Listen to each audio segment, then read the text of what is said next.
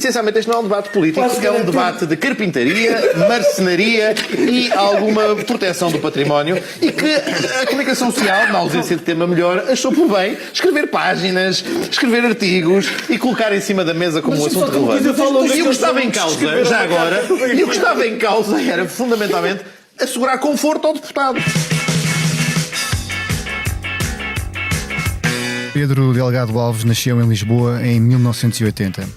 Aluno brilhante que mais tarde se tornou docente universitário, entrou na política em 2006. Desde então exerceu diversos cargos de liderança dentro do aparelho do Partido Socialista e depois como autarca e deputado. É um dos últimos resistentes do grupo de jovens turcos que se prepara para tomar o poder de assalto e é também comentador residente e respeitável da SIC Notícias. Eu sou o Francisco Pedro Balsemão e este é o Geração 80, um podcast onde converso com a elite da década em que eu nasci, para provar como os anos 80 deram ao mundo a melhor colheita de sempre, apesar dos bigodes, dos chumaços e das permanentes. Venha comigo neste regresso ao futuro da geração dos livros, ambiciosos e sonhadores.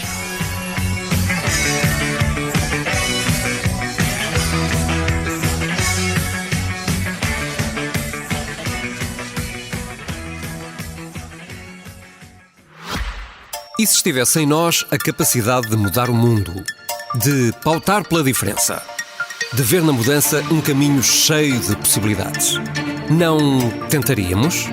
Não arriscaríamos? Na BMW não temos feito outra coisa. Perseguimos os padrões mais exigentes e comprometemo-nos com valores reais.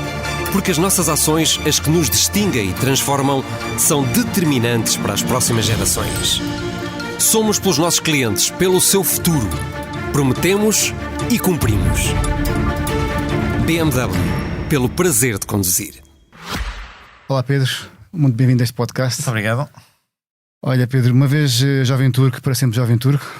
Enfim, eu não sou muito assim seletivo nas nacionalidades, portanto eu acho que tem de ser aberto. Essa calhou, ficou, é de um período histórico também.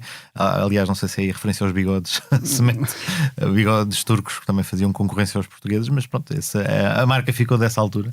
Mas, enfim, a vida mudou, entretanto, aquilo era um contexto muito específico, numa altura que era um bocadinho quase como, não era bem a resistência, mas era as vozes um bocadinho mais dissonantes no tempo da liderança do António José Seguro. E isso acabou por ficar. Portanto, aquilo gerou uma espécie de grupo, por assim dizer. E tu eras um agitador quando eras mais novo, antes deste período? Ou... Agitador, não sei se agitador seja, enfim, reivindicativo, isso sem dúvida. Ou pelo menos com queda para a reivindicação, mas talvez agitador num sentido assim muito estruturado e organizado, isso talvez não. Enfim, a minha intervenção cívica em vários momentos foi assim um bocadinho intermitente, quer dizer, foi variando nas várias fases. Portanto, quando é que foi a primeira vez que te lembras de ter consciência política? Eu tenho, enfim, por acaso, uma coisa de que me lembro é, não sei se é bem consciência política, mas é um facto político que me lembro assim distintamente. Acho que para muita gente da minha geração é capaz de ser isso. Que é, a mim, concretamente, as presidenciais de 86. Acho que em várias famílias, em vários contextos, especialmente à esquerda, até porque as famílias...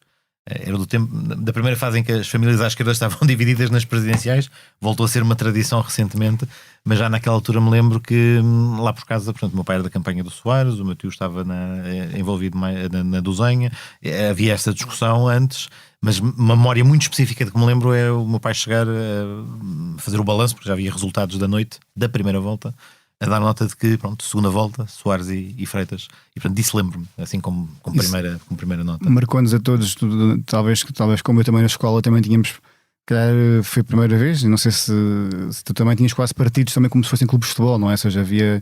Eu nessa eleição também quando me lembro da primeira vez na escola, a questão ser debatida, ser discutida, até penso que já na reta da segunda volta, porque a coisa aí já estava... Não que os meus colegas, eu tinha tipo aí 5 anos, nesse 86 ainda tinha 5 anos, e portanto não que as pessoas andassem de Loden verde uns ou de bandas, mas lembro, por exemplo, de umas bandas para o cabelo, daquelas elásticas à tenista, que diziam Soares é fixe. E havia os sacos plásticos e os hinos, e há material desse ainda lá por casa.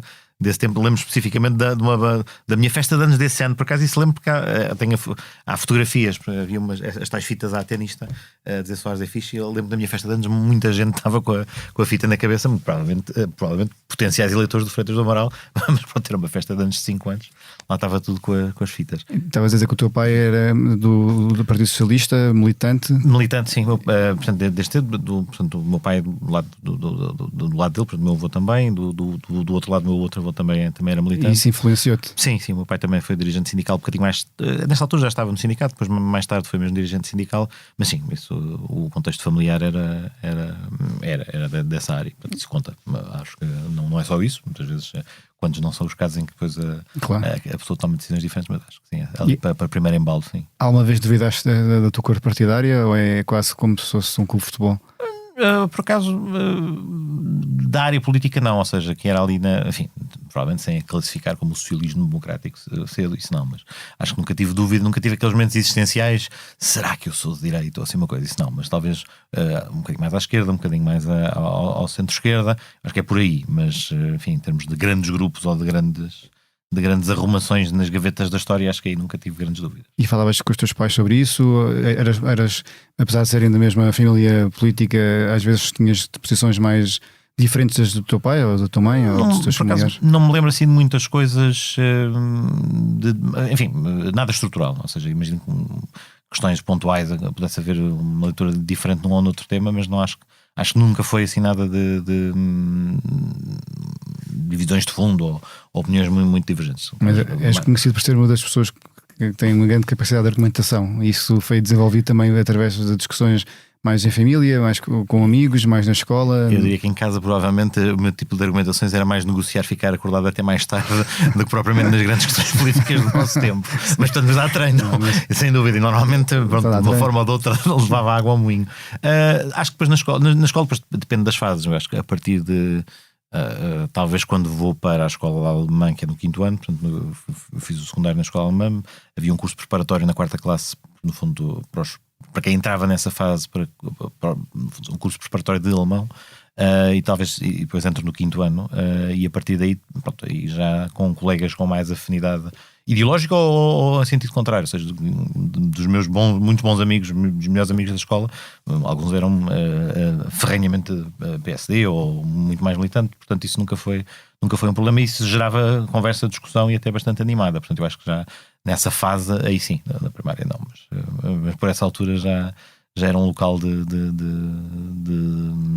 debate argumentativo. Eu lembro nesta coisa do argumentativo, eu lembro também, mais uma vez, nada de político.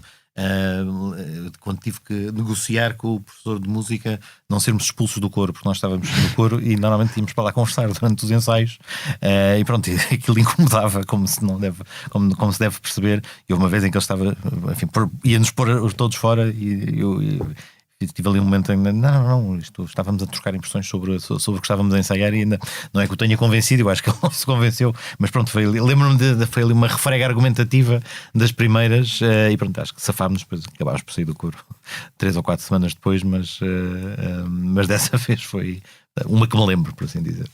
E tu cresceste na Amadora, como é que foi crescer na Amadora? Quanto tempo é que viveste lá e como é que é crescer na Amadora nos anos 80? Isto é um podcast dos anos 80. Pois, portanto, eu desde que nasci, sempre, ou seja, tenho ideia que os meus pais anteriormente moravam em Sintra, no Algueirão, mas quando eu nasci acho que fomos logo morar para lá, porque não tenho memória de ter vivido noutro sítio durante todo este período. Portanto, a primária foi em Alfragide, no então Externato de Alfragide, acho que agora mudou de nome. E depois no secundário, portanto, do segundo ciclo em diante fui para a escola, portanto, nesse sentido não tinha vida de escola de bairro, ou seja, a minha realidade, pronto, era outra, até, enfim, fora do contexto ali do território, mas é interessante porque a Amadora tinha muito, a Amadora e concretamente a Buraca, que era onde eu residia, aquilo tinha muita vida de bairro, ou seja, aquilo que hoje encontramos pouco ou desaparecer de tudo que é necessário está a uma distância de 300, 400 metros de onde estamos, as coisas principais, mercearia, drogaria, médico, portanto havia ali muito, num perímetro muito curto, a capacidade de fazer tudo praticamente ali. Os meus avós também moravam perto, ambos os meus avós, portanto também uma felicidade que tive. Os meus avós, uma das minhas avós ainda é viva, os restantes até conheci-os até bastante tarde, ainda conheci bisavós, mas moravam perto, portanto ali nessa zona, portanto, a Buraca que faz ali fronteira com Benfica, e especialmente Benfica, também bairro de Santa Cruz, era onde também fazia as outras coisas, natação ou ginástica no Fofó, no Futebol Benfica, portanto é ali aquele meio, portanto foi onde acabei por fazer, ir mais cedo, almoçar à casa dos avós, portanto foi já não é tanto anos 80, talvez essa é mais anos 90. Nos anos 80, apesar de tudo, ainda até aos meus 9 não tinha assim tanta autonomia para os teus pais davam-te essa autonomia mais tarde? Davam-me essa autonomia, mas eu confesso que sempre fui bastante mais sedentário a nível dos hábitos. Acho que era mais Lego e livros do que propriamente bicicleta rua, portanto nem não era propriamente de grandes atividades de dar livre. Aliás, eles até procuravam empurrar para ir para a rua, mas eu sou mais aquilo que os americanos chamam couch potato, e portanto aquilo é mais coisas pouco ginasticadas e pouco atividade física, portanto acabava por ser mais caseiro, por assim dizer, mas muito depois quando uma pessoa faz amigos na escola, tardes passadas em casa de amigos a jogar computador, coisas desse tipo, um bocadinho mais nerd do que propriamente atlético, e portanto acaba por ser mais dentro de portas. Quais eram os teus hábitos de leitura? O que é que tu lias quando eras mais novo? Nos 80, a princípio dos anos 90? Nessa altura, eu acho que anos 80 ainda, portanto, aí os clássicos dos portugueses dos anos 80, Uma Aventura e Era Uma Vez na escola. Ana Maria Magalhães e Isabel Alçada. Claro. E depois encontro mais tarde, eu era secretário-geral do JS, depois a Isabel Alçada depois é Ministra da Educação. Claro. Quando eu fui secretário-geral do JS, portanto, é uma das autoras que nessa fase mais li. Na altura, lembro, a Verbo tinha uns clássicos da literatura que também às vezes eram versões reduzidas, adaptadas para o público jovem, às vezes nos mais acessíveis, normalmente o Júlio Verne eram as versões integrais. Também me lembro dessa coleção em especial, assim, nessa fase de anos 80.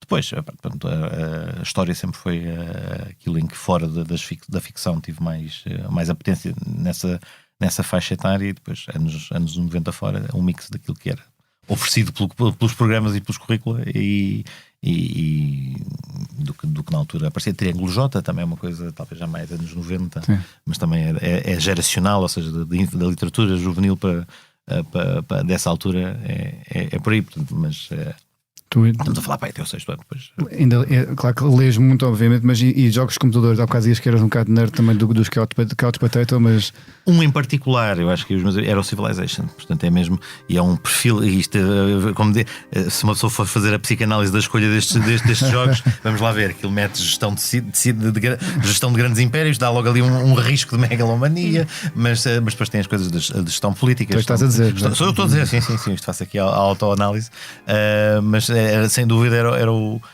que mais consumia. Mas pronto, aqueles clássicos também de andar aos tiros nos Dooms, mas hoje em dia Wolfensteins e por aí hoje em dia já não hoje em dia já não há tempo, infelizmente. Aliás, eu acho que a última vez o Civilization é daqueles que vai tendo sucessivas edições, e portanto eu acho que até aos 5 ainda joguei. Acho que agora já vai no 6, portanto da última década, portanto aí já não acompanhei, já não há tempo. O máximo que ainda tenho às vezes para matar o tempo é o risco no telemóvel. Há umas aplicaçõezinhas para o risco e, portanto, em filas de repartições é ótimo para matar o tempo. Risco também é um clássico. Risco é um clássico, mas isso era jogo mesmo de tabuleiro. Anos 80 ainda sou de geração de muito jogo de tabuleiro. Claro. Aqueles clássicos jogos eternos que não acabam, como o Monopólio, que há sempre uma forma de perpetuar o crédito, ou seja, também mais vícios que se aprendem na gestão de uma coisa. Portanto, a banca ganha sempre, e o Monopólio dava horas e horas, e risco, mas ainda tabuleiro com as pecinhas pequenininhas e com dados. E era mais, pronto, a queda era mais esses jogos de estratégia, um ou outro de invasões napoleónicas e coisas assim, mas aquelas coisas de Doom e de Wolfenstein e coisas dessas mais aguerridas também dei para esse peditório, mas o outro era mais Prince of Persia, porque havia assim uma série deles. Apesar de dizer que eres sedentário ou que eras, também eu tive conhecimento que também passas férias na Ericeira e que ias também férias para casa dos seus avós em Góis. Isso aí já requer algum contacto com a natureza. Sim. Isso é uma coisa que tu cultivas hoje em dia em ti próprio e, por exemplo, também na tua filha. Achas que faz falta também aos nossos filhos, a esta uma nova geração, a ter esse contacto com a natureza? Não cultivo, mas devia cultivar mais. Ou seja, não cultivo pessoalmente, mas por acaso agora precisamente é isto. Uma pessoa depois chega a uma certa idade e percebe, os pais tinham razão. E de facto uma pessoa deve ir mais, deve ter mais atividades ao ar livre, deve ter atividade física. Cá está, Ericeira, por exemplo, era o padrão do verão, por assim dizer. É praticamente já íamos já a minha família ia para lá antes de eu nascer. Mas era perfil de veraneante, portanto a atividade física principal era nadar, tinha que ser arrastado para fora do mar, apesar daquela água fria, na altura uma pessoa nem se apercebia. Nunca entrei, por exemplo, por tudo que hoje a Ericeira oferece a nível a nível desportivo. Uma capital internacional do surf nunca, enfim, passou-me ao lado, por assim dizer, porque isso já envolvia o tal grau de dedicação que eu, enquanto sedentário, não dava à coisa. A ida para a casa dos meus avós, portanto, aquilo é uma aldeia em Xandalvares, freguesia de Alvares, concelho de Góis. Normalmente passávamos uma semana, talvez, por altura das festas das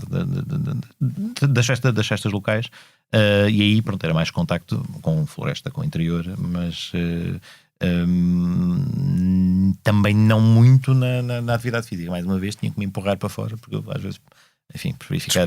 Desporto era mais ver na televisão. Era também. mais ver, era. E por acaso, nessa altura nem seguia assim com muita intensidade. O meu pai fazia parte da Comissão Central do Benfica, que era responsável pela loja, organizava eventos e tudo mais, e até eu tinha acesso àquilo que muitos miúdos da minha idade provavelmente adorariam ter, que era, enfim, passei imensas horas, várias horas de fins de semana na loja do Benfica, no Estádio da Luz.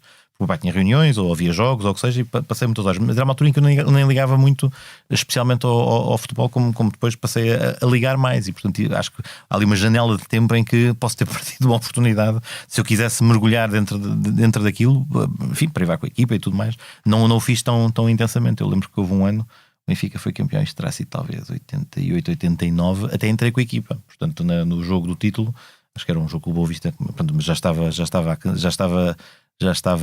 os pontinhos todos amelhados e equipei e entrei. Os miúdos que entram de mão dada com os jogadores. Achei piada, mas eu tenho a certeza que haveria pessoas que naquela altura da minha idade teriam achado muito mais piada do que eu. Mas pronto, eu hoje retrospectivamente tenho ali a fotografia, tenho a prova. Entrei com a equipa em 89 e portanto é... Mas ligas a futebol? Agora sim, eu tenho cativo na Luz, portanto hoje... não tenho o tempo que gostava, aliás, tenho cativo na Luz e tenho uma assinatura na Gulbenkian, infelizmente ambas às vezes o ritmo de reuniões ou de coisas no pós-laboral às vezes não deixam ir às vezes todas. Tu tens várias, enfim, profissões, mas a primeira e aquela que tu tens também, que é talvez a mais importante, é enquanto professor, enquanto docente universitário. Tu hoje em dia, enquanto professor, tu sentes que és professor, que há quanto tempo é que és professor? Ora bem, eu entrei vai fazer 20 anos este ano. Portanto, eu termino o curso em 2003. Há ali um ano em que não há concurso para assistentes estagiários. Eu concorro logo no primeiro que abriu, que foi em 2004. E em junho de 2004 fui reforçar júris de exames. Portanto, não foi o primeiro ano letivo que dei, foi só 2004, 2005. Mas desde 2004, portanto, fará em setembro 20 anos que dou aulas. E como dizias, portanto, tenho outras atividades que não são profissionais, no sentido em que a atividade política é uma coisa temporária, mas que de facto sinto que, não na atividade da docência, mas por exemplo na investigação, enfim, praticamente deixa tudo parado. Ou seja, esta é também uma das dificuldades da vida política, quando se tem uma vida também académica, ou quando se quer ter uma vida académica. Por exemplo, tem tese suspensa em termos de prazo e tudo mais, porque de facto é muito difícil ter tempo para as coisas todas, e a vítima, se quisermos, tem sido a tese. Qual é que dá mais gozo? Vai dar mais gozo, dão gozos diferentes. Ou seja, eu acho que eu gosto muito de dar aulas, dei várias coisas diferentes ao longo do tempo, mas fundamentalmente de direito público, e eu acho que nesta altura, até eu acho que são, por um lado, direito e atividade política são complementares. Por cima, o direito que eu dou é direito público, é direito constitucional, portanto alimentam-se um ao outro. Ou seja, o que eu faço na vida académica é-me útil na vida política, os exemplos da vida política dão para fazer ótimos casos práticos. Este ano, aliás, este ano estou a dar contencioso administrativo. A simulação de julgamento que usámos foi sobre uma hipotética transladação de um escritor famoso para o Panteão Nacional e a impugnação contenciosa em torno dela. Portanto, é tudo hipotético, tudo absolutamente hipotético e académico. Portanto, elas influenciam-se uma à outra. E eu acho que em relação à atividade política, se quisermos dizer assim, eu acho que o ter a ligação com a faculdade também é muito importante para manter a sanidade e percepção da realidade. Eu acho que o grande risco que às vezes sinto é eu ficar preso dentro da bolha, e estes canais de respiração para fora da bolha, e fora da bolha não é só o contacto com os alunos, com os colegas, com as pessoas que estão no bar, com os auxiliares, no fundo ter perspectivas diferentes sobre coisas que são analisadas por pessoas que têm o mesmo código de falar, têm as mesmas preocupações, às vezes não veem fora do seu próprio perímetro, dos seus 100 metros em torno de si mesmas. E tu vais-te atualizando, obviamente, porque também o direito vai se modernizando, mas em relação à forma como tu ensinas, técnicas de ensino, vais também em 20 anos mudaste? Vejamos, eu sou assistente, portanto as orientações metodológicas normalmente são os regentes que as dão. Sim, mas por exemplo, na prática desde há algum tempo, por exemplo, tenho dado bastantes cadeiras diferentes. Pelo meio apanhei Bolonha, ou seja, Bolonha implicou redução da carga letiva nas aulas práticas, portanto que anteriormente eram 3 por cada aula prática, agora passaram para 2, o que significa melhor organização entre a componente teórica e a componente prática, e portanto acaba por ficar mais centrado o trabalho prático nas aulas, realização de casos práticos, hipóteses, análise de jurisprudência. Isto era o habitual, o clássico, em que, de certa maneira, ainda é muito parecido com o que se fazia anteriormente, mas hoje a faculdade, por exemplo, acho que todas procuram usar mais tecnologias de informação, mais e-learning, mais ferramentas alternativas. E numa das disciplinas, por exemplo, a avaliação desde há muito tempo é através do blog da disciplina. Portanto, há um conjunto de metas que os alunos têm que preencher através da realização de posts e de comentários da atualidade, para ser um bocadinho fora da caixa. E até já quem diga, blogs até são uma coisa já não desta década, mas de há 2. Ou seja, o pico dos blogs, esta ideia de fazer a avaliação através do blog, enfim, quem o faz, o impulso é do Vasco Pereira da Silva, com quem dei ambiente e contencioso administrativo. E pronto, foi nesse impulso que apanhou, e pronto, essa prática, por exemplo, tem-se mantido, mas hoje há muita atualização. O direito, apesar de tudo, tradicionalmente é uma área que demora um bocadinho mais a sair da caixa, porque também tem uma grande pressão para dar aqueles conteúdos que antes dava em 5 anos em 4, e portanto há coisas que são incontornáveis e não deixam muita margem. Mas nos últimos anos eu acho que no geral a faculdade tem feito um esforço muito grande para maior internacionalização também. Hoje praticamente não há resistências a haver a oferta formativa em inglês, que há uns anos tu dás aulas em inglês? Não, já pontualmente, no fundo, recruta-se dentro do conjunto de pessoas quem é que está disponível para às vezes dar. Já dei há uns anos uma disciplina. Houve um ano, aliás, no primeiro ano, até uma vez cheguei a dar aulas em alemão, porque havia muitos alunos Erasmus que as pessoas nem sempre se apercebem. Hoje a informação está muito mais bem dada e, portanto, as pessoas sabem qual é a oferta de programa, mas também linguística. Aconteceu-nos num ano em que eu até estava a dar uma cadeira de Direito Privado, Internacional Privado. Aterraram na faculdade alunos que não tinham expectativa de que aquilo ia ser em inglês, e portanto não vinham preparados para aulas em português. Eles eram alemães e portanto aquilo, até fiz uma terminologia jurídica, fiz um curso de terminologia jurídica e temos tido uma atualização, até dei umas aulas extra, não foi dar aulas, mas dei umas aulas suplementares a 3 ou 4 em alemão. Dessa vez foi a única assim, aventura. Consegues ter uma conversa em alemão? Sim. Conseguiste ir praticando? Na Assembleia, por um lado, estou no grupo parlamentar de amizade, portanto tenho muito contacto quer com a Embaixada, quer com o Parlamento Alemão, portanto vou usando, portanto, de uma forma ou de outra. E a leitura, quando a trabalhos académicos e tudo o resto, isso é uma vantagem e dá para ir treinando também, mas felizmente a conversação também se tem mantido. Mas eu ia te perguntar, tu estás a dar aulas há quase há 20 anos, qual é que é a principal diferença que tu vês nesta geração, não é? Já passou uma geração, 20 anos. Os alunos de há 20 anos atrás para os alunos que agora apanhas. Havia ali um barómetro psicológico que era os factos de vida os meus alunos nasceram depois de. Aquilo eu tive a colheita que nasceu depois da queda do muro, a colheita dos alunos que nasceram depois do fim da União Soviética, os alunos que nasceram depois do 11 de setembro. Eu já estou na fase dos alunos que nasceram, estou quase, não tenho a certeza, mas acho que já estou dos alunos que nasceram depois da final do Euro 2004. E portanto, psicologicamente isto é muito agressivo. E portanto, a nível de diferenças, evidentemente eu não achava piada na altura, e também não quero colocar na posição de quem eu criticava antes, dizer estas gerações agora, isto está tudo uma desgraça, é tudo diferente. Eu acho que cada geração tem os seus métodos, tem os seus gostos, tem os seus interesses, tem as suas formas de trabalhar diferentes.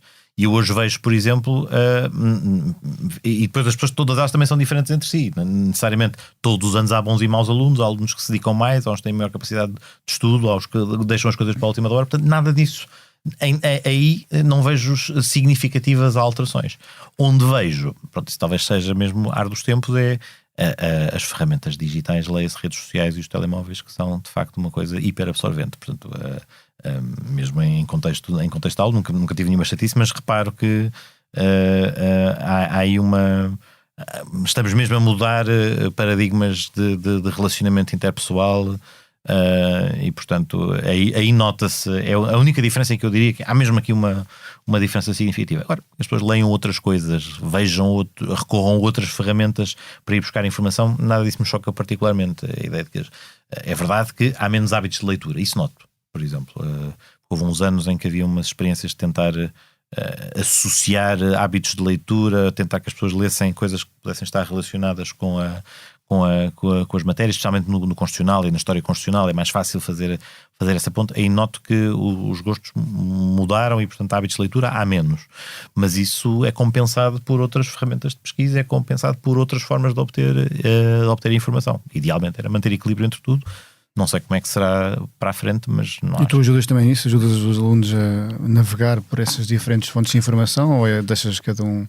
Vejamos, eu dou sempre aqueles alertas habituais, ou seja, a internet não deve ser um inimigo, ou seja, há coisas na internet, é mais uma questão de verificação e de garantia de que as fontes são boas. Hoje também, mais uma vez, as ferramentas de pesquisa nas bibliotecas públicas das faculdades são boas, consegue-se aceder a catálogos amplos de revistas jurídicas e de outras, e portanto pode-se pesquisar através da internet. A cautela é mesmo saber que a fonte é boa, e evidentemente, e repare-se, às vezes, por exemplo, informação que está na Wikipédia não é necessariamente informação errada. A própria Wikipédia está a fazer um exercício de ir buscar coisas que caíram no domínio público.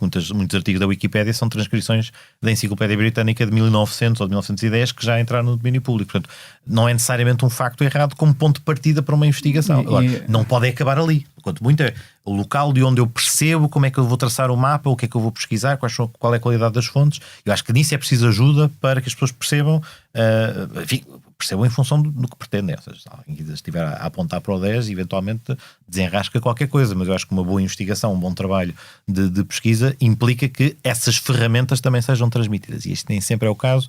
Hoje estamos a trabalhar melhor, a dar ferramentas de pesquisa, só pensar na escala jurídica da coisa, mas é hoje muito mais fácil orientar do que era no passado, dessa perspectiva. Isto também se aplica à inteligência artificial generativa, o ChatGPT, que é o mais conhecido dessas ferramentas. Achas que no mundo do direito isso já está a ter um impacto bastante acentuado? Enquanto professor, isso é uma ferramenta útil? Achas que é mais um desafio? Acho que andamos todos a tentar perceber exatamente. Desafio é sem dúvida. Acho que pode ser uma ferramenta que complementa o trabalho, mas que não substitui o rigor da verificação final. Isto é, por exemplo, a inteligência artificial pode ser um acelerador de produção de um documento jurídico, ou seja, pode permitir compor um texto, não no sentido de escolher os conteúdos ou raciocinar, fazer um raciocínio jurídico para desenvolver os conteúdos, mas, por exemplo, organizar uma peça processual, distribuir a informação, mas depois tem que haver ali um input humano ainda, é indispensável, de verificação, de confirmação. Ou, por exemplo, aquilo em que antes esta discussão tinha lugar, que tinha a ver com as traduções feitas através de tradutores automáticos. Um tradutor automático não pode ser nunca um substituto de uma tradução, pode ser uma primeira pista de como é que se encara o trabalho a seguir. Portanto, pode permitir poupar tempo e evitar tarefas mecânicas repetitivas, mas ainda estamos muito longe de ser um substituto. Quem não percebe isto é que estará em apuros, porque confia numa ferramenta que ainda está longe de estar apta. Eu fiz um teste outro dia, perguntei acho que foi ao ChatGPT, já não me lembro, mas perguntei se estava envolvido em alguma conspiração para que a inteligência artificial dominasse a espécie humana. E a resposta foi: prefiro não falar sobre isso agora. O que não me deixou muito descansar. Essa resposta, não, provavelmente já deve ter tido a pergunta antes. Mas se fizermos hoje essa pergunta, provavelmente há uma resposta diferente. Há um processo. Estas ferramentas são sofisticadas, aprendem com os seus próprios erros, vão adaptando, mas ainda estamos muito, muito longe de achar que corremos o risco de ser substituídos enquanto espécie. Um jornalista do New York Times que fez também uns testes e acabou por o ChatGPT acabou por se declarar que estava apaixonado pelo jornalista passado. Portanto, isso agora acho que também. Acho que é melhor do que estar a querer dominar o mundo. Essa parte. Sim, aí para ainda mostrar afeto para connosco. Por falar em afeto, nós aqui neste podcast temos por hábito também aqui pedir aqui aos nossos convidados para lhes trazer aqui um objeto ou uma memória dos anos 80 ou da sua, enfim, da sua infância / adolescência. O que é que tu trouxeste aqui para nós? Ora bem, o objeto que eu trouxe uma moeda. Pode parecer peculiar. Trouxe uma moeda de 25 escudos. Cá está, a moeda da altura, a moeda dos anos 80. É a moeda de 25 escudos. É da Caravela? Não, é a Liberdade e Democracia. Portanto, é uma que tem um novo perfil da República refrescado, por assim dizer. Eu trouxe a moeda de 1980, que é o ano em que nasci, e trouxe por várias razões. Por um lado, porque coleciono moedas, porque foi um hábito que o meu avô me incutiu. Ele também fazia uma coleção de moedas, e uma das memórias que tenho, já dos anos 80, é ir às moedas, salvo seja, ir com ele aos domingos. Antigamente era no Terreiro do Paço, nas arcadas onde hoje temos estabelecimentos de restauração, junto a onde em tempos esteve a Bolsa de Lisboa. Na altura ainda estava a Bolsa de Lisboa, portanto do lado nascente do Torreão nascente, era onde era o mercado do colecionismo aos fins de semana e aos domingos, onde estavam os selos, onde estavam as moedas. E lembro-me distintamente de com ele andar à procura. Ele tinha a sua coleção de moedas, começou a fazer a minha, depois fez para os meus primos também. Portanto, também todos eles tiveram coleção de moedas ainda feita por eles, e portanto era um hábito regular de vez em quando ir às moedas. E portanto, e esta em particular, depois se calhar já não, eu talvez não pensasse nisto nesta altura, penso agora, mas é uma moeda bastante interessante porque é a moeda produzida em democracia. 25 escudos na altura. Eu ainda me lembro de ir ver o que é que se comprava com 25 escudos. Eu tenho memória, por exemplo, de comprar uma carteirinha de cromos de uma das várias coleções que terei feito na altura, e 25 escudos, tenho a ideia que a certa altura foi o preço. Agora não me lembro quando. Mas e um gelado daqueles uns epás ou uns laranja. O laranja ou o limão, esse gelo colorido que passava por gelado nos anos 80, ou um perna de pau. O perna de pau já era leite, se calhar já era um bocadinho mais. Mas porque é a moeda da face da democracia, porque tem uma versão atualizada da República, e nesse sentido hoje olho para ela com não é bem com nostalgia, mas com a mesma maneira como olho a primeira moeda de escudo, que é cunhada em 1915 ou 14 ou 15, a primeira é uma edição quase comemorativa, é um escudo de prata de altura, e que no fundo era a marca, a primeira cara da República que aparece numa moeda, substituindo a moeda antiga. E esta de uma maneira é a moeda daquela década, daquele período, logo a seguir à instauração da democracia, a nova cara de uma República refrescada, e diz mesmo liberdade e democracia. Portanto, a moeda fazer também um bocadinho de passar a mensagem do regime novo, do regime democrático.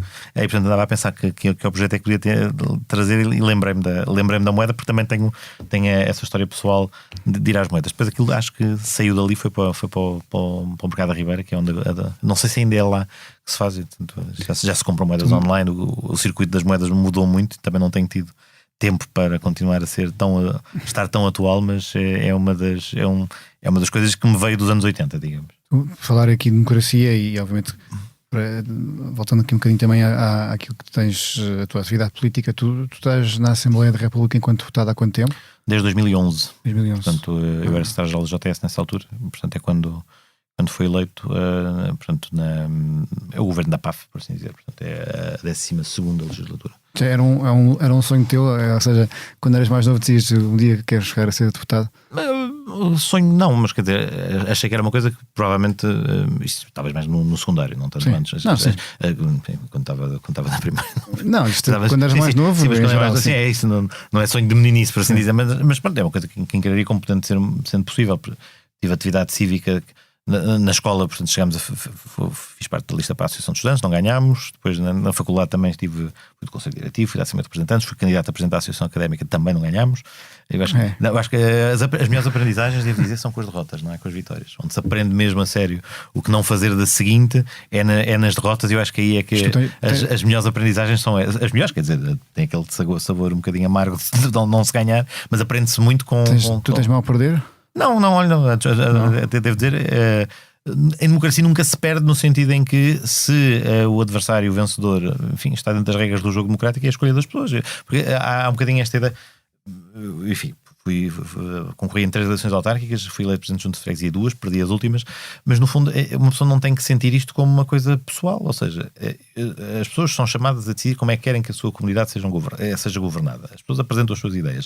Se as pessoas não querem ser governadas de acordo com aquilo que eu lhes proponho, encantados da vida, amigos comandantes, e portanto escolheram outra coisa, e portanto não há ali espaço para ressentimentos. Claro está, obviamente que às vezes as coisas desgastam, às vezes, e hoje em dia infelizmente podemos ter adversários políticos que não estão propriamente no campo do amor por estas regras democráticas ou que estão a usá-las para outros fins. Podemos ter receio pela saúde da democracia, mas isso é outra coisa. A coisa em si, da escolha não ter sido essa, acho que devemos descomplexar ao máximo e passar à seguinte, aprender com o que correu mal e seguir em frente sem grande drama. Tu ainda te lembras quando é que foi a tua primeira sessão na Assembleia da República? Lembras-te o que é que sentiste nessa altura? Eu, por acaso, portanto, logo no início tivemos o debate do programa do governo, portanto, em 2011, e portanto, como era secretário da JTS, fui escalado para uma intervenção, e portanto, no debate do programa do governo, que até foi simpático na altura. Mas arrepiaste na altura, estavas emocionado? É ir lá acima, portanto, porque era uma intervenção, portanto, ali a praxe parlamentar, normalmente perguntas ou pedidos de esclarecimento fazem-se do próprio lugar, a intervenção é lá de cima, mas até outro dia até reli, calhou, porque normalmente não reduz as intervenções, isto é, quando é uma intervenção, por exemplo, eu fiz a intervenção do 25 de Abril há uns 2 anos, obviamente redigia, já fiz, por exemplo, uma vez no fim das comemorações do Centenário da República também pediram, já foi há mais de 10 anos, assim, coisas de relevo ou apresentação de um projeto, normalmente reduz a escrito, mas não costumo fazê-lo, costumo trabalhar mais com notas. E, portanto, evidentemente, uma pessoa também depois tem aquele nervos de controlar o tempo, portanto, mas não sei se eventualmente trocar pessoas sobre isso, mas eu fiz no secundário e depois na universidade, através do British Council e da English Speaking Union, fiz Public Speaking e Debating, e portanto de alguma maneira isso dá algumas ferramentas para gestão de tempo, para organização, portanto... Achas que isso é quase, não diria obrigatório, mas acho que recomendas, não é? Recomendo para toda a gente, não é só para quem tem para toda a gente, para toda a gente, ou seja, porque há aquela velha máxima ou aquela estatística que aparentemente diz que o maior medo que as pessoas têm é de falar em público. E falar em público é uma coisa que, apesar de tudo, é relevante em muitas atividades profissionais, mais do que aquelas que imaginamos, mas desde logo apresentar um projeto a uma chefia, apresentar um projeto a um cliente, nas mais variadas circunstâncias, é uma ferramenta útil que obviamente não tem que ser aprimorada com a mesma escala para todas as pessoas, mas que é importante, porque organizar um discurso obriga a organizar o pensamento também. Como é que eu quero dizer uma coisa? Como é que eu consigo persuadir a outra pessoa? Como é que eu levo a mensagem? E nós temos às vezes um bocadinho valorizamos como boa retórica a retórica emotiva, mas não necessariamente muito organizada, e às vezes para passar a mensagem, porque cria-se uma percepção, depende do que é que o orador quer. Se o orador quer passar uma mensagem sobre si próprio e faz uma coisa de foguetes e com grandes artifícios retóricos e que projeta sobre si a ideia de que falou muito bem falante, mas depois na verdade espremido, qual é que foi o conteúdo, não disse nada, e se a pessoa não consegue reter 2 ou 3 ideias-chave, talvez a intervenção enquanto forma de passar a comunicação não podia não ser o seu objetivo, mas não correu bem. Portanto, se o objetivo é efetivamente informar ou convencer, persuadir, isso já, como em quase tudo, pressupõe algum treino. Tu tinhas 30, devias ter 30 quando começaste como deputado. Tinha 30.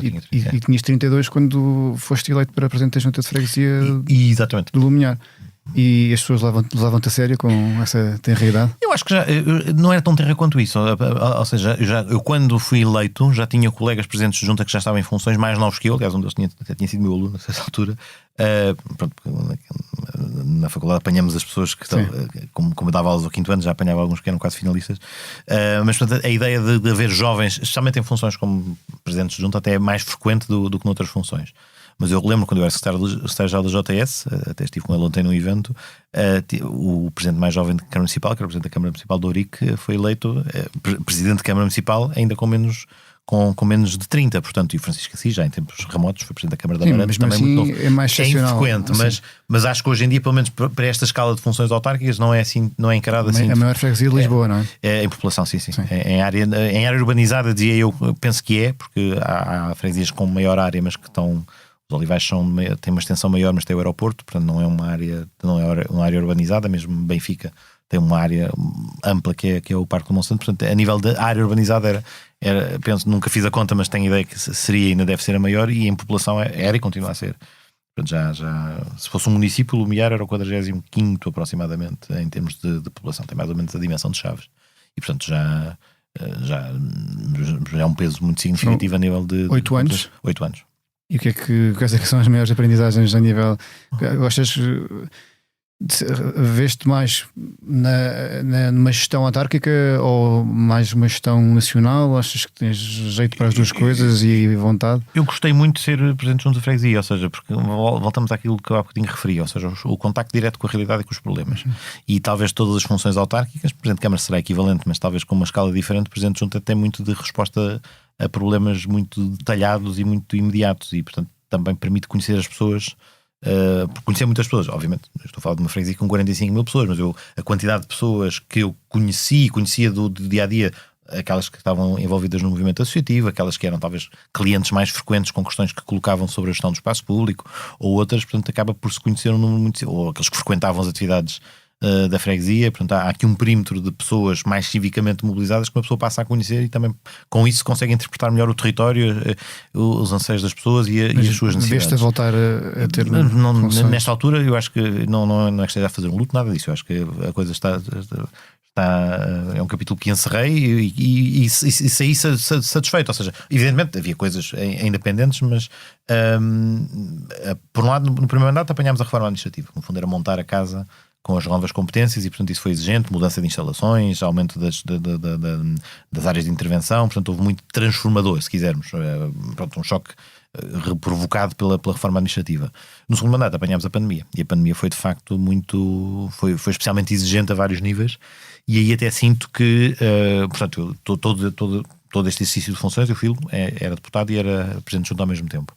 E a única altura em que, e sempre achei e continuo a achar, que são funções compatibilizáveis, porque nas juntas de freguesia depois há equipas e há outras pessoas que estão em funções a tempo inteiro, mas ali na pandemia é que senti mesmo que, quando esticado ao máximo, porque depois também na Assembleia havia muitas coisas relevantes da gestão da pandemia, sobre o decretamento do estado de emergência, a legislação extraordinária, foi uma altura bastante desgastante, porque foi estar na frente em duas coisas ao mesmo tempo, e efetivamente ali e em todas as freguesias, em todos os municípios do país, foi preciso reinventar para aquele período de tempo aquilo que a autarquia fazia.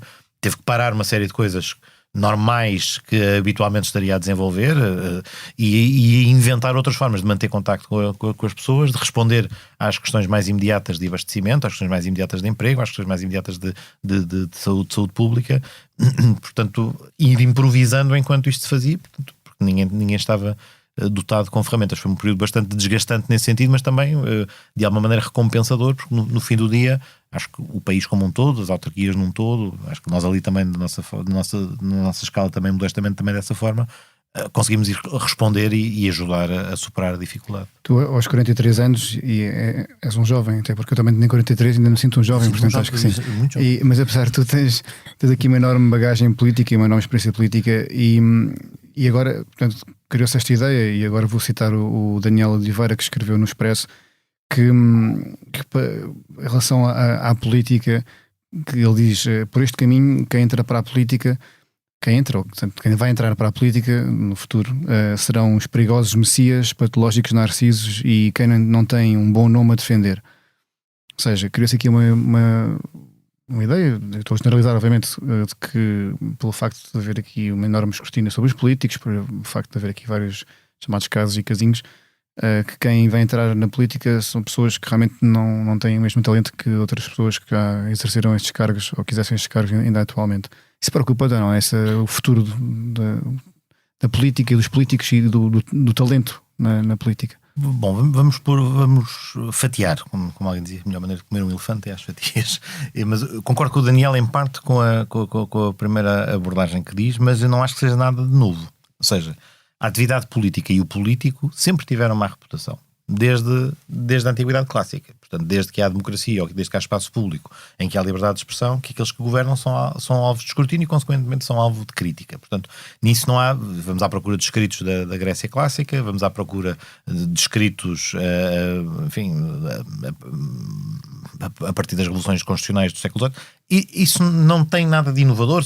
Vamos ver o Bordal no século XIX, vamos procurar exemplos a porca da política, as associações negativas. Portanto, tudo isso vem com o território, por assim dizer. O que eu acho preocupante é, atualmente, haver uma percepção pública mais generalizada do que há 10 anos, ou do que há 20 anos, ou do que há 30, de que a atividade política está associada à procura de satisfação de interesses pessoais e não do serviço à causa pública. E essa ideia constrói-se na percepção das pessoas, e isso é extraordinariamente negativo. Portanto, primeiro problema. Mas segundo problema, fruto também da necessária transparência que está associada ao exercício de funções públicas, muitas pessoas não estão disponíveis ou não terão a mesma disponibilidade para fazer esse sacrifício da sua esfera de reserva privada para exercer funções públicas e, portanto, o desequilíbrio no estatuto que se exige, no fundo, o sacrifício que é pedido por um lado para o exercício de funções pode desmotivar e pode não mobilizar os melhores quadros para o exercício de funções. O escrutínio devia ser melhor, então? Melhor no sentido... Isto é o problema do escrutínio da transparência. Isto é, ele está a ser feito nos termos em que tem que ser feito, mas depois, evidentemente, ele pode ser mediatizado mal ou bem. Ou seja, um exemplo, declarações de património de titulares de cargos políticos. É indispensável, está mais do que assente, que é um fator relevante, permite a todas as pessoas escrutinar e acompanhar a existência de enriquecimentos inexplicáveis, tudo isso.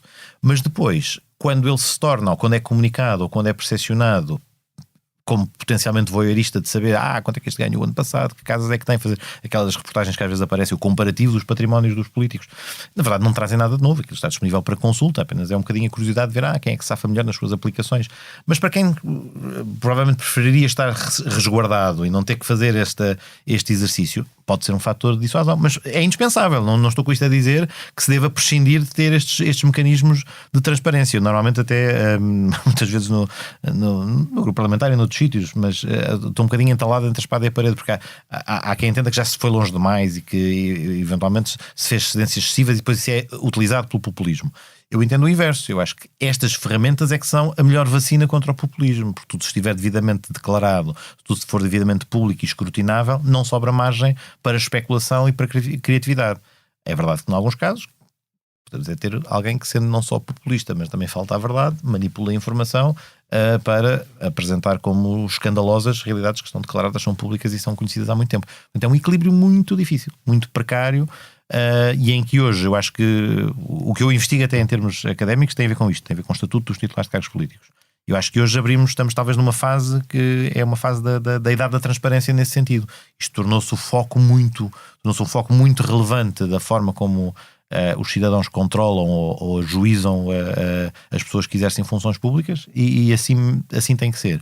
Mas depois, às vezes, torna-se desequilibrado e pode potencialmente afastar as pessoas. Portanto, são estas duas coisas, mas não é esta em particular. Eu acho que a primeira, aquela que eu referi, a ideia de que reputacionalmente ser titular de um cargo político é algo negativo, isto é que é bastante mais penalizador para quem tem sólidas carreiras e quer continuar a tê-las e às quais quer voltar, sem ter que ser sujeito a um desgaste muito exigente. Tu arrependes de alguma coisa? Já pensaste em desistir por esta ou por outras razões? Não, eu acho que não me arrependo. Por exemplo, aquilo que eu dizia há instantes, sei que, por exemplo, para estar a fazer isto com esta intensidade, estou a deixar de fazer outras coisas, diariamente, estou a deixar de acabar a tese e, enfim, na minha própria carreira, que é a minha atividade profissional, não progredir como poderia se estivesse a fazê-lo de outra maneira, porque pronto, o timing da minha vida foi este. Às vezes é ao contrário, há pessoas que fazem as suas investigações, concluem os seus doutoramentos antes de ter atividade política, mas muitas vezes nós não escolhemos as circunstâncias, elas é que nos escolhem a nós e, portanto, calhou naquela altura, naquele momento, o caminho ter sido esse e, portanto, a ordem foi inversa, se quisermos. A ordem foi diferente daquela que, se calhar, se uma pessoa pudesse programar a quem é muito meticuloso, há quem consiga ser muito meticuloso. Eu, entre os 25 e os 30 vou fazer X, entre os 30 e os 35 vou fazer Y, entre os 40, depois, muitas vezes, a realidade dá cabo dos planos, mas há quem consiga. E, portanto, tem de ser um bocadinho desta maneira que se encara a vida, e portanto foi o caminho que aconteceu. Portanto, não me arrependo.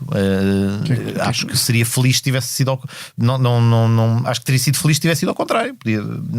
Teria encontrado forma de satisfação por outra via, pessoal, profissional. O que é que dirias à tua filha se ela dissesse agora que queria seguir as pegadas do pai? Eu acho que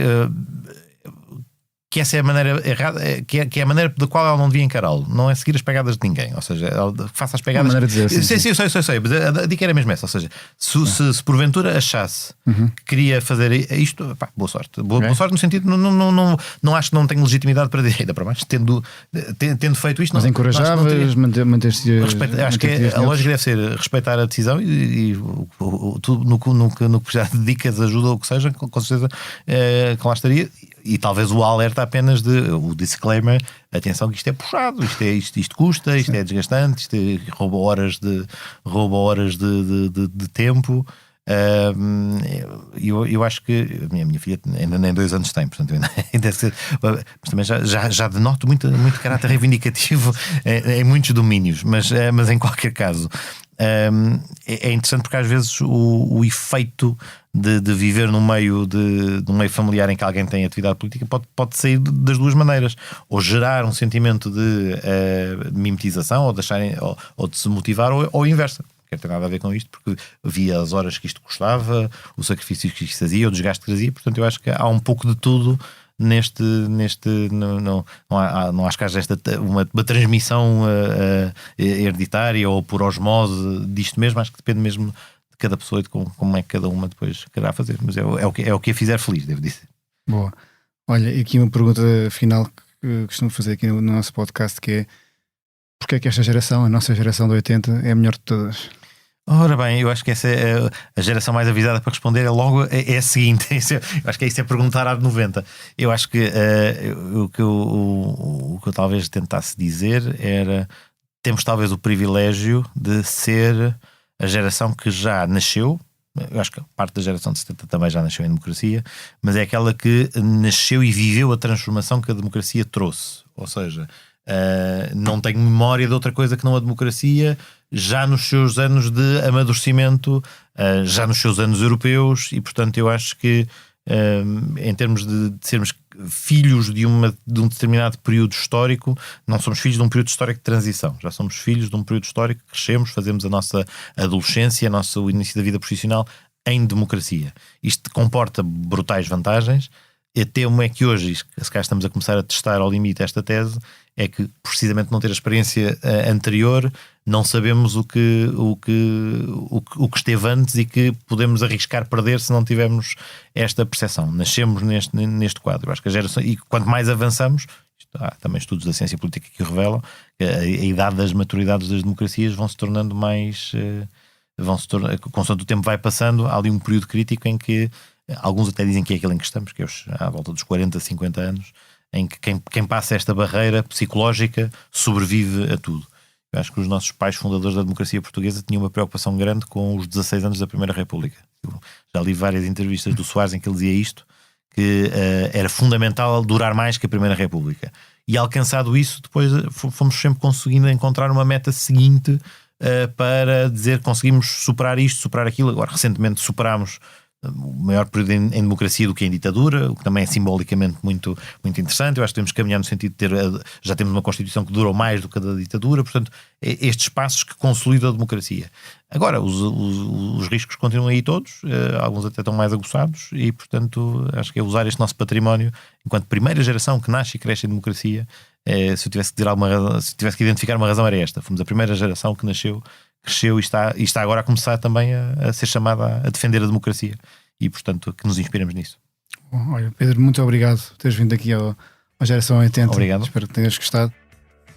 Este podcast teve a sonoplastia de João Martins, produção de Mariana Oca Ferreira, fotografia de José Fernandes, grafismo de João Carlos Santos, edição vídeo de Salomé Rita, coordenação de Joana Beleza e direção de Ricardo Costa.